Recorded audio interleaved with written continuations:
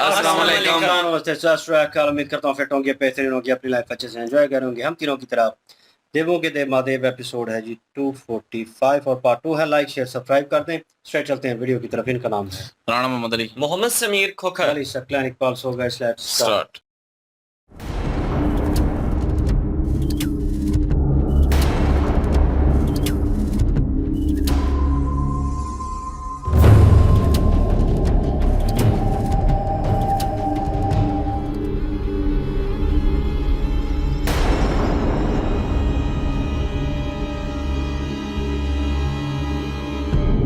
कुमार,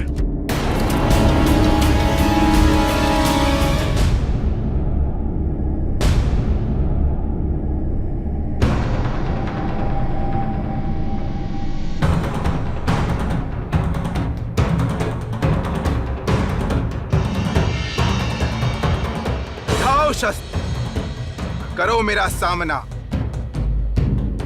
सेनापति कार्तिकेय,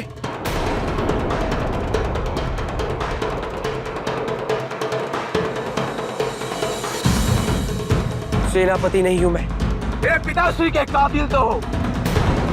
वो एक युद्ध, उसी युद्ध को समाप्त करने आया हूं। वो युद्ध समाप्त हो चुका है तारे, और जिसे पराजित होना था वो पराजित हो चुका है। नहीं सेनापति कार्तिकेय, इस युद्ध का परिणाम जय और पराजय से नहीं, तुम्हारी मृत्यु से निर्धारित होगा।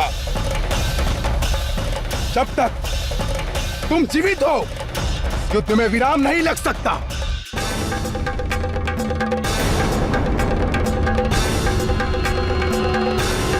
पिता की हथेली नहीं मिली, पीठ दिखाकर भाग रहे हो।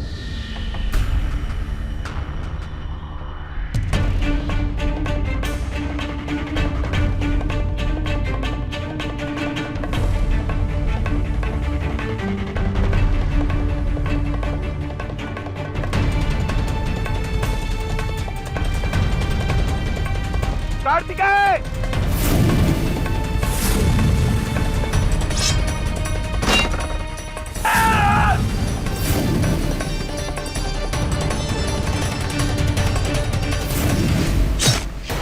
कुमार, यह आपने क्या कर दिया? मुझे इस सीमा रेखा में क्यों बांध दिया? मुझे पूर्ण विश्वास है कि आप किसी भी परिस्थितियों का सामना कर सकते हैं, किंतु मैं इसलिए चिंतित हूं कि आज आपकी मनोस्थिति ठीक नहीं है। प्रभु, कुमार संकट में, उनकी रक्षा कीजिए प्रभु, उनकी रक्षा कीजिए।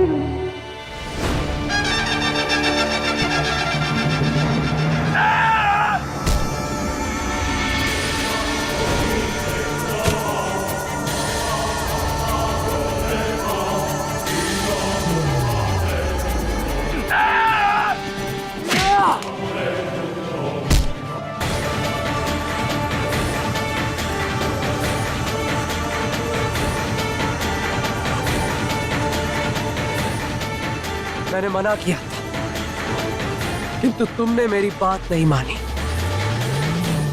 अब इस युद्ध को विराम मैं लगाऊंगा, तुम्हारी मृत्यु से तारे।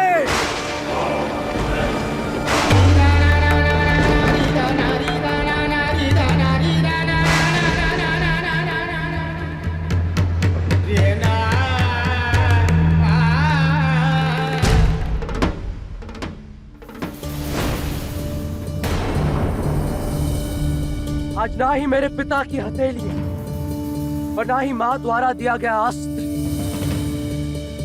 तुम्हारे लिए मुझे किसी की भी आवश्यकता नहीं।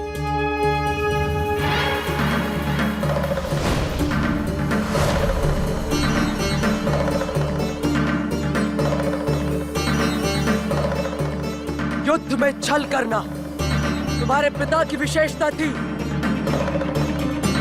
किंतु मैं अपने निहत्थे शत्रु पर प्रहार नहीं करता।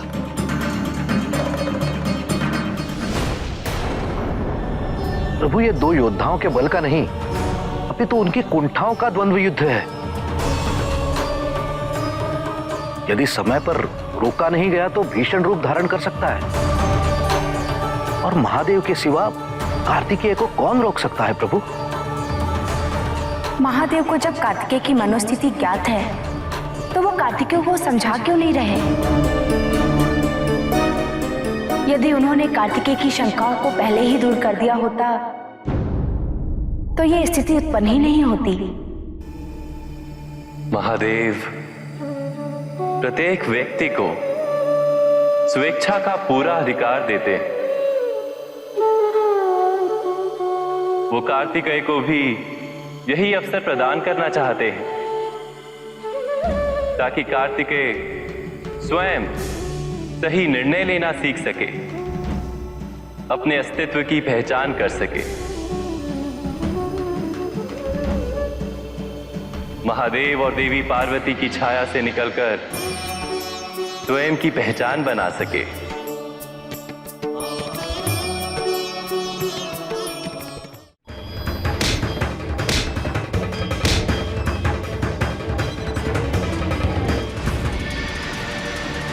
यदि महादेव ने इन्हें अपनी हथेली पे न रखा होता, क्या इनके लिए तारकासुर का वध करना संभव हो पाता?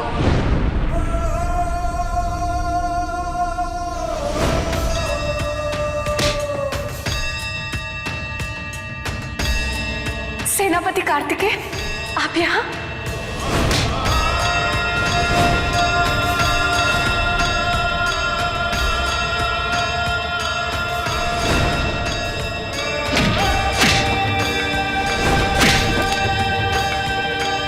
कार्तिकेय का जन्म जिस महान उद्देश्य की पूर्ति हेतु हुआ था वो था देवताओं की रक्षा और इस समस्त संसार का संरक्षण।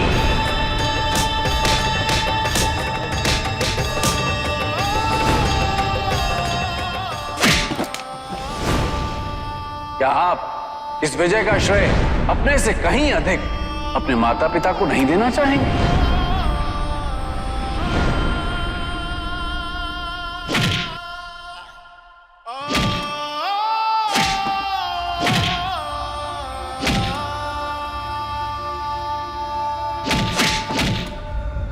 क्यों सेनापति कार्तिकेय? सेनापति कार्तिकेय, सेनापति के रूप में उन्हें सशक्त बनाया। सेनापति कार्तिकेय? सेनापति कार्तिकेय, क्यों सेनापति कार्तिकेय? सेनापति कार्तिकेय, सेनापति के रूप में उन्हें सशक्त बनाया।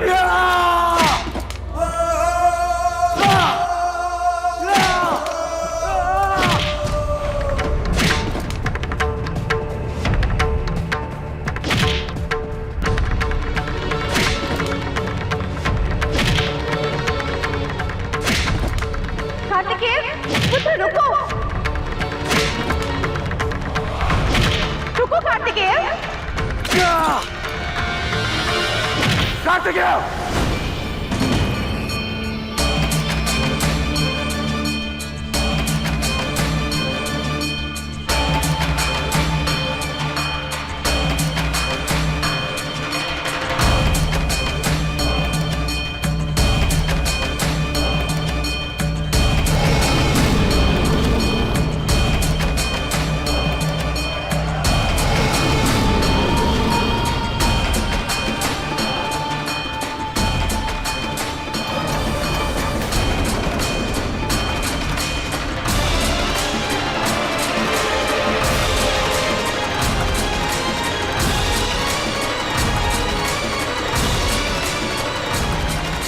क्या हो गया है तुम्हें? क्या कर रहे हो उसका आभास भी है तुम्हें? हाँ पिताजी, वही तो कर रहा था पिताजी, जिसके लिए मुझे प्रशिक्षण दिया गया।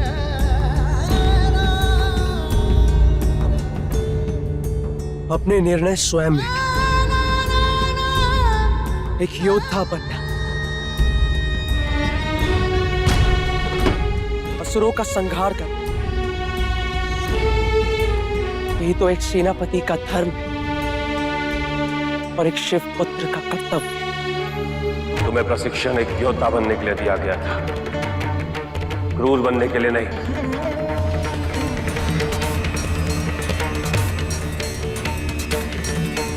जब देवताओं की रक्षा हेतु मैंने किसी असुर को मारा, तब मैं योद्धा कहलाया। और अब जब मैंने इसे अपनी आत्मरक्षा के लिए मारा तो मैं क्रूर हो गया।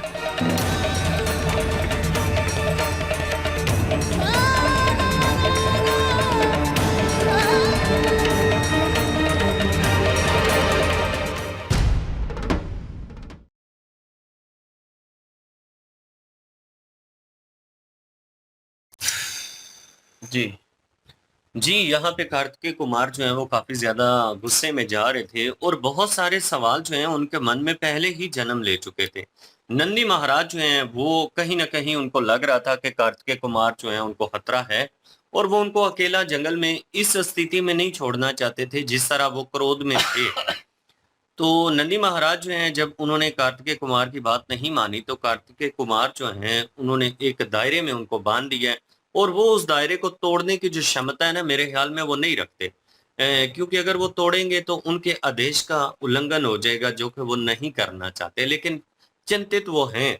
चिंता उनके मन में है कि अब कार्तिकेय कुमार जो है उनकी रक्षा के लिए फिर उन्होंने शिव जी से प्रार्थना की है कि अब कार्तिकेय कुमार जो है इनकी रक्षा आप खुद ही कीजिए।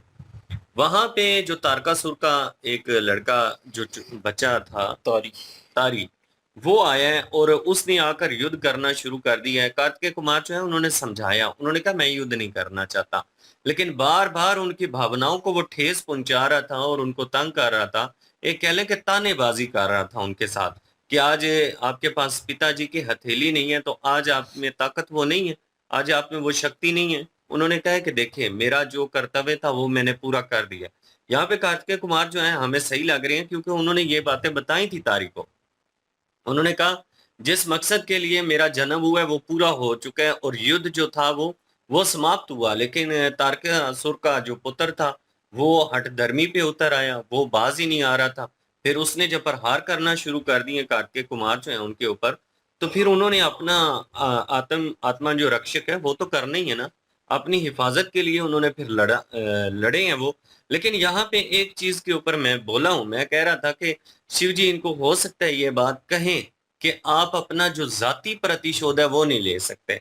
मतलब कि अगर आपके ऊपर बात आ जाए, आपकी अपनी कह लें कि हिफाजत के ऊपर बात आ जाए तो आप अपनी हिफाजत कर सकते हैं, लेकिन किसी की मृत्यु नहीं कर सकते। अब यहाँ पे जो उन्होंने किया है शिव जी के नजर में वो गलत हो गया है। इसमें रहस्य क्या है पीछे, अब वो तो अगली एपिसोड में पता चलेगा। बिल्कुल। असल जो हमें भी रीजन नहीं पता कि शिव जी क्यों ये सारा कुछ कह रहे हैं और उधर अपना देव जो देव ऋषि हैं वो भी कह रहे थे कि ऐसा नहीं करना चाहिए और क्रोध नहीं करना चाहिए, उसको नहीं मारना चाहिए। हालांकि देखा जाए तो जो अपना कार्तिकेय हैं उन्होंने मारने के लिए नहीं गए, उन्होंने कोई उससे बदला लेने के लिए नहीं गए। हालांकि वो आया बदला लेने के लिए अपने पिता का, तारी जो है वो आया और उसने जो है उकसाया भी है, बातें भी सुनाई हैं, लेकिन इन्होंने इग्नोर भी किया है। पहले वापस भी जा रहे थे फिर, लेकिन इग्नोर करने के बावजूद फिर हमला कर दिया उसने। तारी ने बैग पे जो है हमला किया, लेकिन उन्होंने अपने बचाव किया। बचाव करने के बाद फिर जो उन्होंने कहा कि अब तुम्हारी खैर नहीं, तो उन्होंने फिर जो है वो कहा कि मैं कोई भी और अस्त्र यूज नहीं करूंगा। पिताजी ने जो दिए, विष्णु जी ने जो दिए, उनकी माता ने दिए, उन्होंने जो है वो एक लठ ली और लठ से ही जो है वो एक लठ उसको भी दी और खुद भी रखी। तो उन्होंने कहा कि निहत्थे पे भी मैं वार नहीं करूंगा और लड़ो। तो फिर उन्होंने लड़ाई में जो है वो उसको मात दी है। तो मैं हमारी नज़र में तो बिल्कुल ठीक कर रहे हैं कार्तिकेय, क्योंकि वो मारने के लिए आ चुका था, उसने पीठ पीछे वार भी किया।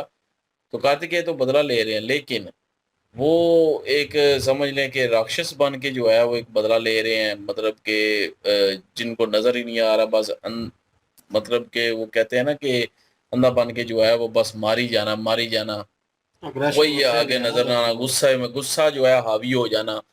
तो वो चीज़ जो है कार्तिकेय पे ऊपर हो चुकी है। हाँ ठीक है, उसको सजा देते, उसको मारते, बेशक अपना डिफेंस भी करते, मेरे ख्याल में शिव जी यही कहेंगे।